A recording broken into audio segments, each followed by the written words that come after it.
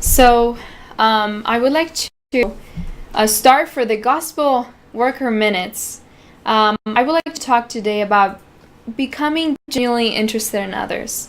And here, this time is for us to learn how to be better missionaries, how to be better gospel workers, how to do our purpose in life correctly whenever we're going in our day-to-day life. And it doesn't necessarily mean that you have to be in a foreign field or anything like that. But wherever you are, these are principles that are so important. So I would like to read this verse that is found in Matthew 20:26 through 28. And it says, "But it shall not be so among you, but whosoever will be great among you, let him be your minister. And whosoever will be chief among you, let him be your servant. Even as the Son of Man came not to be ministered unto, but to minister and to give his life a ransom for many." Now, this is so important. Now, as gospel workers, we want to use Christ as our ultimate example, as our pattern. And here we see how he came from his glory, from heaven and his throne, a beautiful place, and he came on earth to die for you and I. And we see here a beautiful example of what serving others and what it means to become genuinely interested in others. And that's what we want to do. So as missionaries, as gospel workers, as people that want to do the will of God, we are called to serve. And this is another way that we can serve. We have here there's a quote that I would like to read, and it says, "Remember that you can bring down the severest opposition by taking personal interest in the people you meet. Christ took a personal interest in men and women while he lived on this earth. Wherever he went, he was a medical missionary. We are to go about doing good, even as he did. We're instructed to feed the hungry, clothe the naked, and comfort the sorrowing." And another quote is that, I'm just reading 3 quotes here. So, "The work of Christ was largely composed of personal interviews. He had a faithful regard to the one soul audience." So we see that he was genuinely interested whenever he talked to people face to face. He was listening to them. And another one is this quote that it says, "It is the individual who is not interested in his fellow man who has the greatest difficulties in life and provide the greatest injury to others. It is from among such individuals that all human failures spring." Wow. All human failures spring whenever we're not interested in others. So here on the next slide, we have the example of Christ and how he was, like here the woman at the well. And I like using this example because it really shows again how Christ was interested in her, how she came, and when he saw her, he sought to do something good. He sought to change her life with just one conversation, with just those minutes that they had. He wanted to use that time faithfully. So at the end of this conversation that they both had, she saw that he was the Messiah, and she saw something better that he was giving. She saw hope, and she found again that she wanted to take of that living water so that she will not thirst ever again. And when she found it, what did she do? She became also a missionary. At the end of the conversation, she went running into the village and she started telling everybody. So this is showing us how important it is when we actually are interested in others and we're seeking to help them and to look for their needs, that at the end, they may do some amazing work for God, and they may become missionaries, and they may also fulfill the purpose that God has for them in life, and that they can actually have the living water, drink of that living water. So on the next slide, there is this verse. I really like this verse in Philippians 2:3-4, and it says, "Let nothing done through strife or vainglory, but in lowliness of mind, let each esteem other better than themselves. Look not every man on his own things, but every man also on the things of others." So here we see this verse is really summarizing how we're supposed to do it. Look not every man on his own things, but every man also on the things of others. So we are to look for each other. Now, Christ was looking constantly for the things of others. He was constantly aware of his surroundings, of the people talking, of who he is around. He was aware of their needs. What he did is that he started adding value to their lives according to their needs. And on this next slide, this is really showing today that actually this picture is not really showing that we're looking for the needs of others. Like today we go to the grocery store, we get the things that we need, and we get out.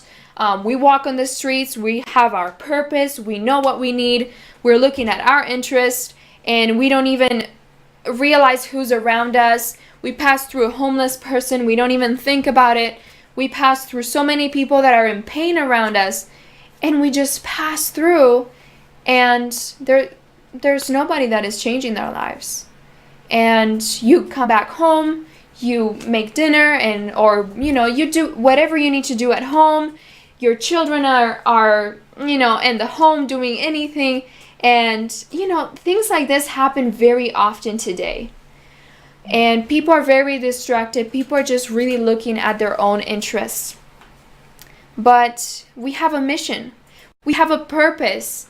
We are to look on, or not to look on our own things. But if we truly, truly want to do what God has given us to do, when we go to the grocery store, whenever we're in line, we're going to seek to talk to the person next to us.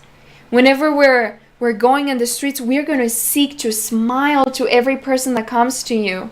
And even tell them hello. Like that for them could be an eternal just smile that would have eternal impact on their lives. Every time somebody's speaking to you, remember, listen to them.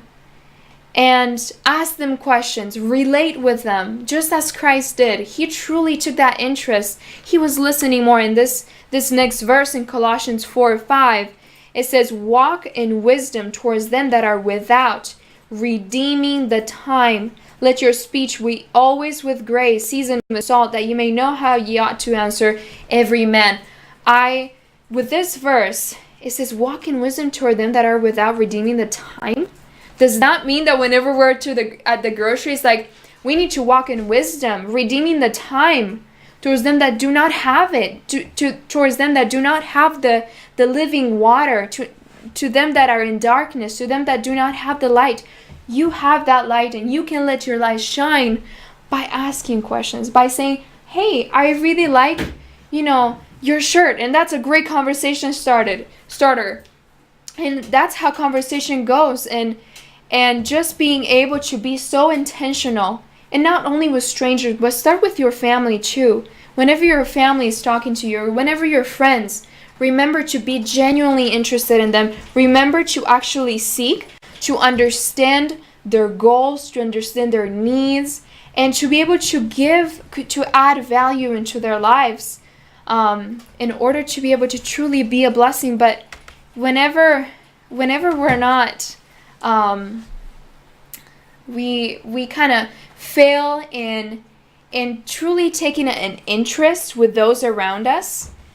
In Romans 12:15, on our next slide, it says, rejoice with them that do rejoice, and weep with them that weep.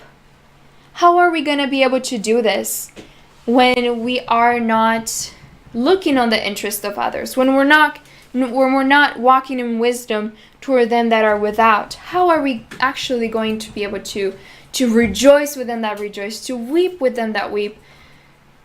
And this is one thing that truly, for a missionary, it's very important, that we want to be aware of what others are going through around us. We want to be intentional about looking for their needs and helping them, serving them. If you think that serving is not for you, or it's hard, what did Christ do? He came on this earth. And I would like to go down to this I'm going to go down to the picture with the cross. So it's slide 37. I'm just going to skip 2 slides. That one, yes. So here we see the example of Christ, that he died on the cross for us because he was genuinely interested in us. And for you and I, you know, God has not called us to die on a cross just like Christ did, but he is calling us to actually serve others and to forget self, to die daily to self, and actually being able to bring joy and to bring the light into other people's lives. So I encourage you this week to really think about it. Think about, how can I add more value to my friends, to my family? How can I add more value whenever I'm going to a grocery store or in the streets or wherever I am? How can I be the greatest blessing to those around me? Because that's how actually we are able to gain that influence with the people that we're interested, and they're going to be more receptive to listen to when we share with them the gospel, because they know that you want their best good. So my last verse that I'm going to read is found in Luke 9:38, and it says, "And he said unto them," I'm sorry, I'm having some problems. Okay. "And he said to them all, If any man will come after me, let him deny himself and take up his cross daily and follow me." So, what I would encourage each of you is to take your cross daily, deny yourself, even though you want to do your own thing and you want to look at your phone and think about your own things. But listen to what Christ said. Deny yourself and take your cross daily and follow him. Let's follow Christ and let's choose that.